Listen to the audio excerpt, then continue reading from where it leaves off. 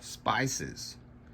Spices are a big thing. Dried items. A lot of this stuff we grew ourselves. A lot of it we buy in bulk. And in bulk, I mean you buy a 10-pound container of it off of Amazon. Yes, buying from Amazon, but hey, that's just how it is. Buy in bulk when you can do it, when you can afford it. One of the things that my wife likes, and some people are opposed to it, are the minute rice or the quick cook rice. This is actually just, what do they call it? Parboiled. So it's partially cooked. It stores fairly well, not as good or as long as the regular rice, but we keep, 5 or 6 family boxes of that stuff and vacuum seal it as we need. Cooking, baking supplies, seasonings. This is going to be where you spend a lot of money. You will not believe how much money you spend on spices until you spend the money on spices. Set aside a good bit, because all of the stuff that you lay in supply with will taste terrible if you do not have a way to season it. Salt. I have 50-pound bags of it, non-iodized, so it can be used for canning or for seasoning. I buy my salt. A lot of people are going to be opposed to this. I buy my salt from the feed store. 50-pound bags,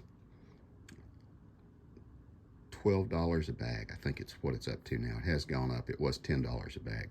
I keep 300 pounds. Why? Because I can salt my own meat. I have a supply of it. These are just some of the things we do. Yes, I do go to extremes, but this is what assures us that when hard times come, hard times are here, actually.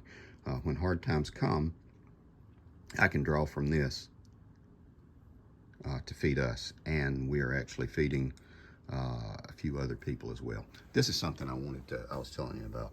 These, we buy these from the big box stores. These are now like $12 a piece. So if you go buy 4 of these, you've spent $50 in various, flavors, types.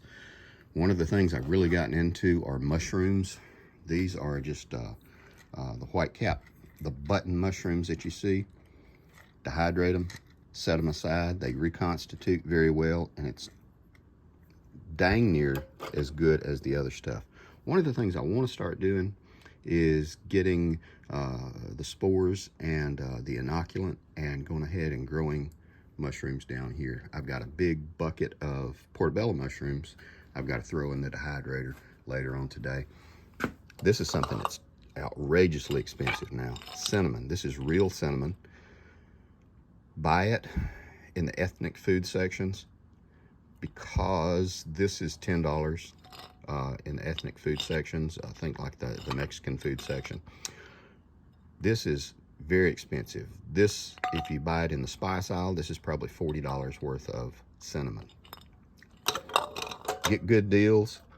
If you really want some good deals on some good spices, think Oriental Food Markets. Those are some great places to pick up bulk seasoning. You might have to ask and get some help, but it will really extend your spice pantry. You can see chamomile, stuff that we've grown. Those are dried garlic that we have. Sage. This is old man's beer. It's a really powerful antibiotic, and I keep jars of this set aside for whenever you need to use it.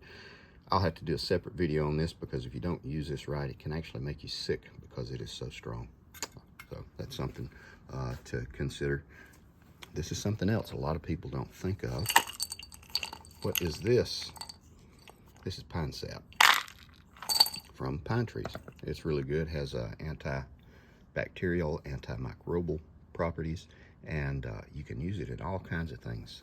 You can even make glue out of it. So it's something to consider. I can do video after video on all these different spices, but that would get boring. Anyway, I'm going to wrap this video up because it will probably be very long and very few people will watch it. What are you using to cook in? Your oils, your lards? Think about it. Ghee, coconut oil, avocado oils, those are good. Regular lard is a really good thing to go ahead and get. Take care of you people, guys.